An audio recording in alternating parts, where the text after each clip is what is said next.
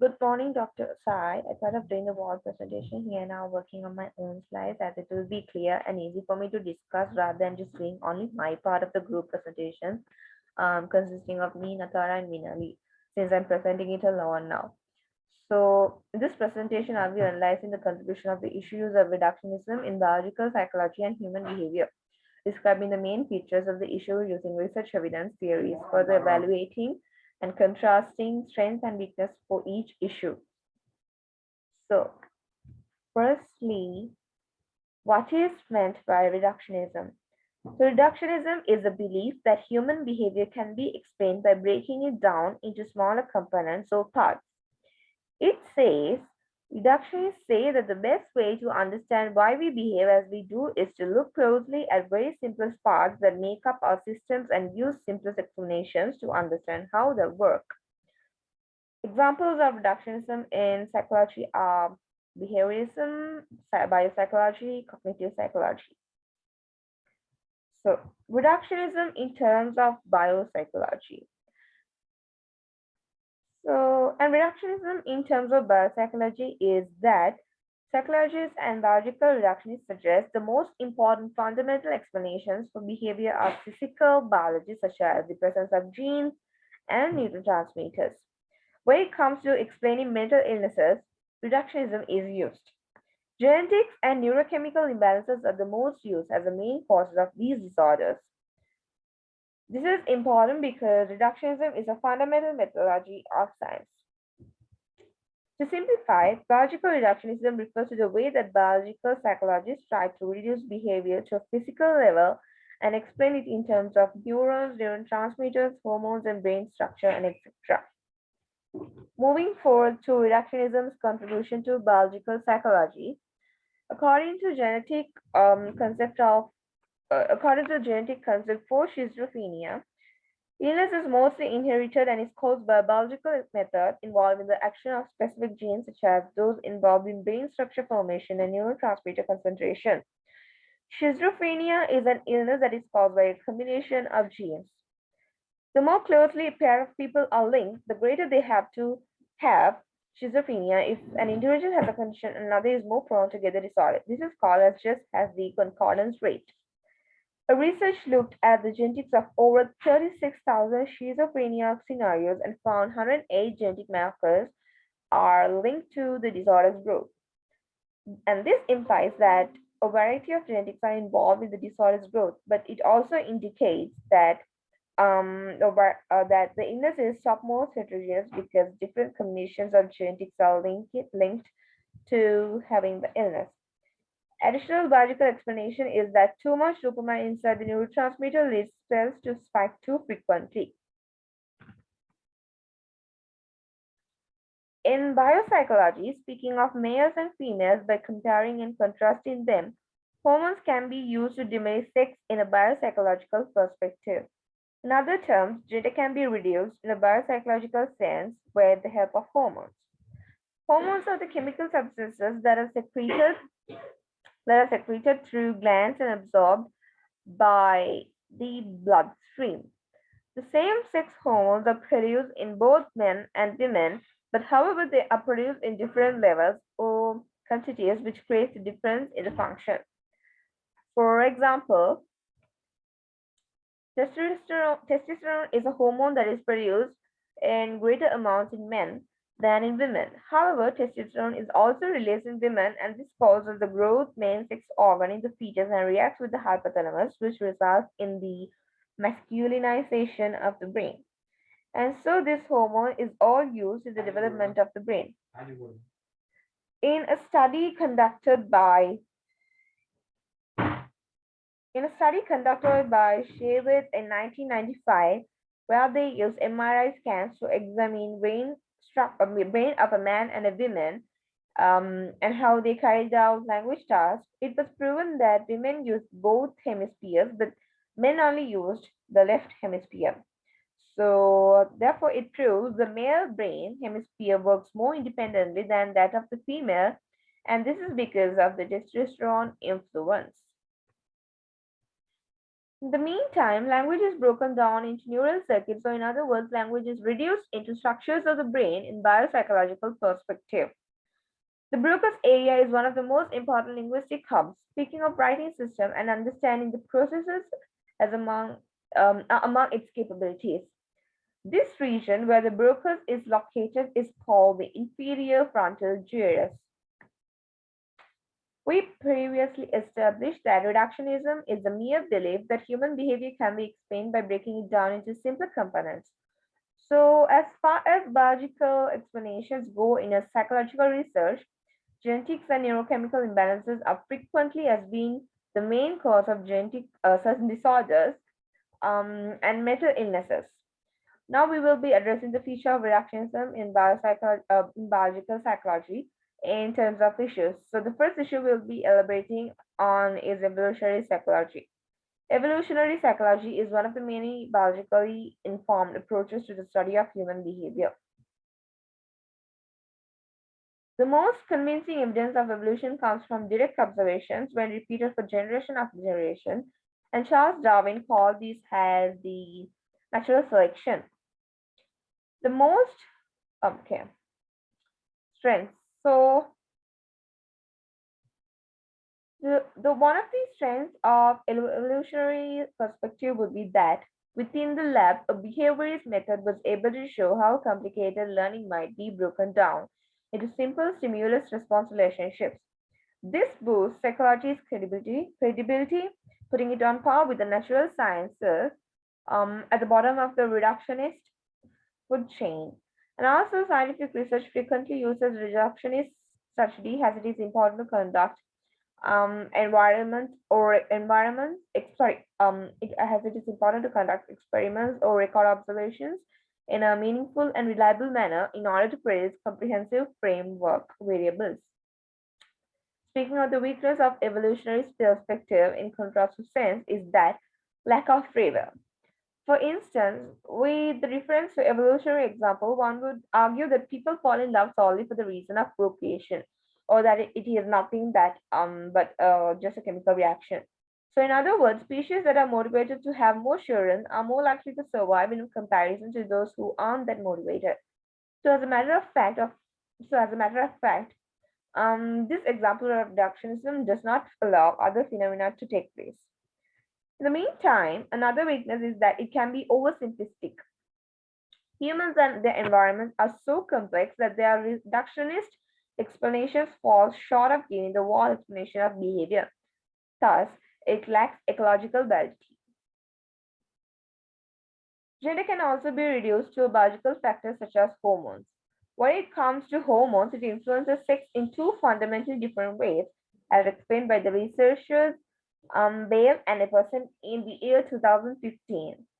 The first one is by influencing the development from conception to sexual maturity of the anatomical, physiological, and behavioral characteristics that distinguish one as female or male. And the second method is by activating the reproduction related behavior of sexually matured adults. Moreover, if we take twin studies into consideration, um, we can deduce that they often compare monozygotic twins who develop from the same zygote and thus are genetically similar with dizygotic twins who develop from two zygotes and thus are no more similar than any pair of siblings. Studies of pairs of monozygotic and dizygotic twins who have been separated in infancy by adoption are particularly informative about the relative contributions of genetics and experience to differences in human psychological development. Billett in 1998 found that monozygotic twins were more than 2 times likely to develop OCD in comparison to dizygotic twins if their co-twin had the disorder, thus suggesting a genetic link. Kurtzman and Shields carried out twin study research into the genetic inheritance.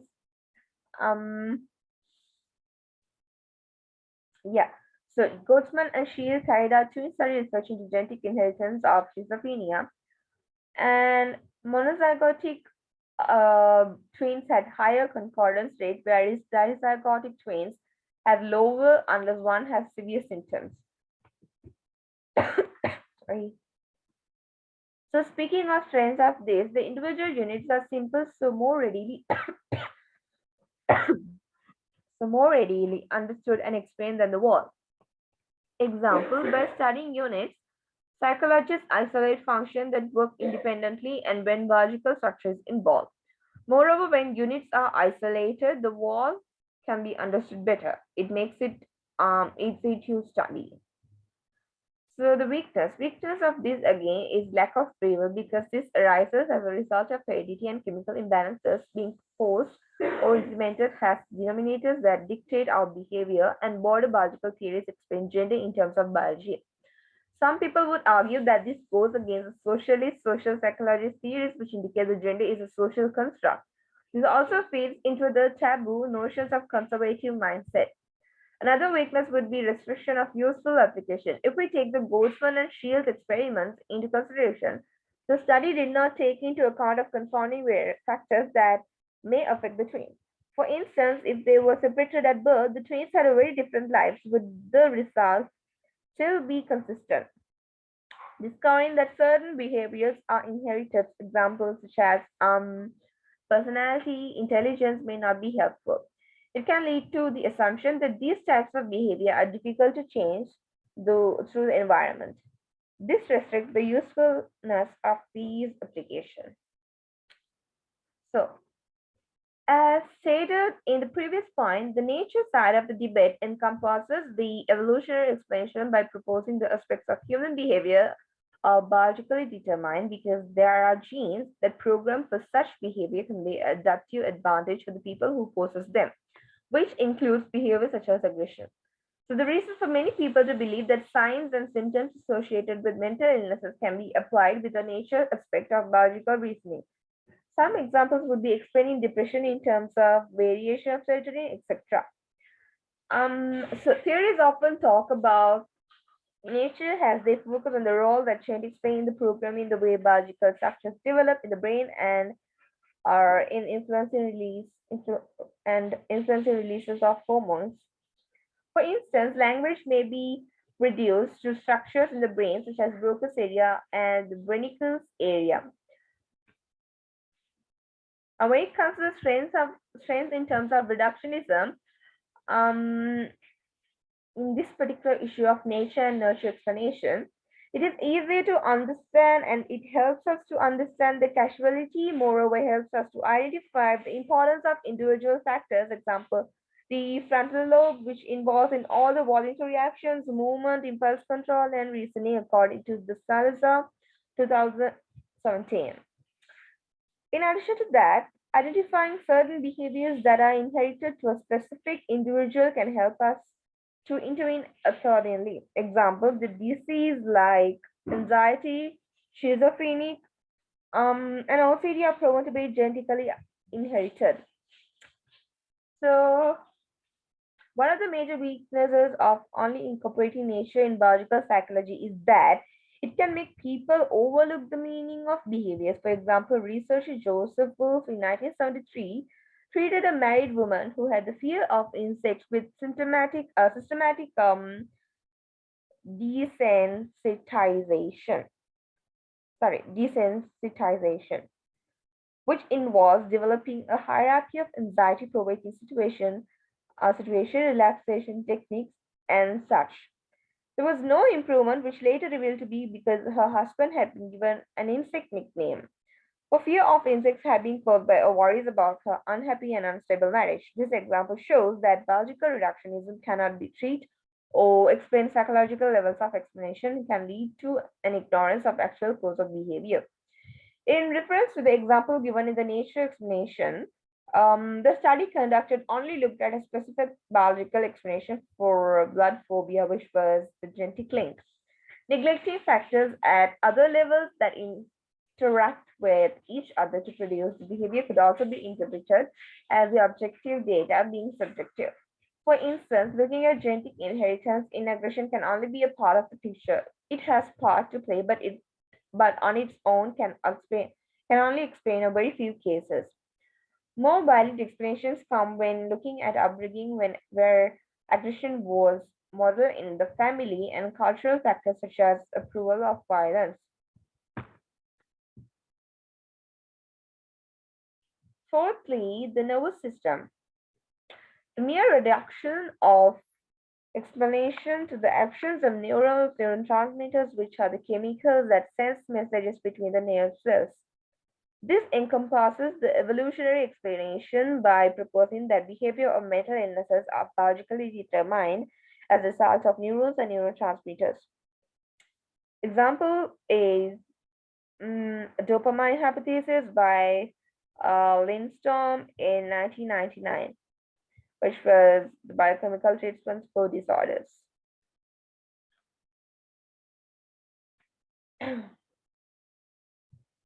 So this example given here is a study conducted to measure symptoms of patients with schizophrenia. So the dopamine hypothesis essentially states that the brain of those with schizophrenia produce more dopamine than those without the disorder.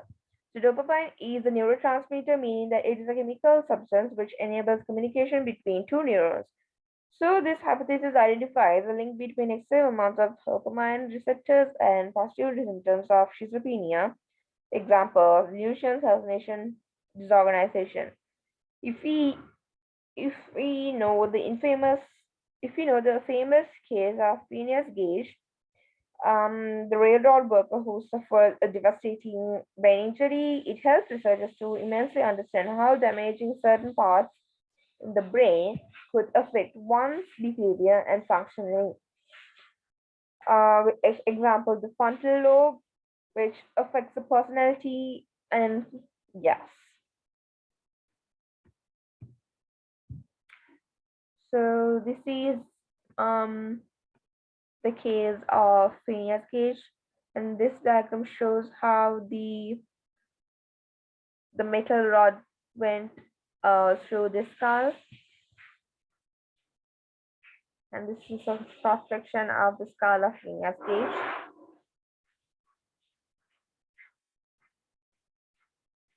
So the friends, the use of high-end technology to show and prove how nerves work makes the researchers more varied, which reduces the chance of biases. Much more clear understanding of bodies, chemicals, and how to they produced. Um, much more clear understanding of the body's chemicals and how they are produced, and what types of mental disorders they can cause. Example, excessive dopamine can cause schizophrenia. And weakness is that although biological explanations are objective, the way that the objective data is interpreted could be deemed as subjective. The evidence for the aforementioned study of dopamine hypothesis comes from the drug trials involving those with schizophrenia, and while it indicates the biological origin, um, meaning the distribution to the normal uptake of particular neurotransmitter, it restricts itself to individual explanation. Therefore, the situational factors which incorporate psychodynamic traditions are ignored. To be precise, the social and environmental forces. Another limitation is that it reduces validity to a validity of the approach because identifying the source of the individual's mental illness has merely an imbalance in chemicals in the brain. Example, treating depression solely with antidepressants and excluding the possibility of CBT, which would cause less harm in the long run. And evidently, knowing that CBT has longitudinal effects has treatment methods than others.